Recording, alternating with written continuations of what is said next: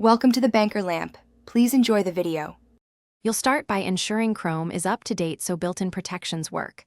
Open Menu Help, About Google Chrome, and install updates. Once done, go to Settings, then Privacy and Security, and open Site Settings so you can control autoplay and ads. Make sure you also open Menu More Tools extensions to review installed extensions. Malicious or unnecessary extensions often inject video ads. This prepares Chrome so the next steps directly remove sources of unwanted ads rather than chasing symptoms. Now take action.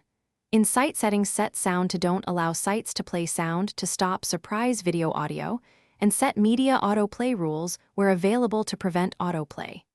Then, use the Ads control to block ads on sites identified for abusive experiences. Next, inspect extensions.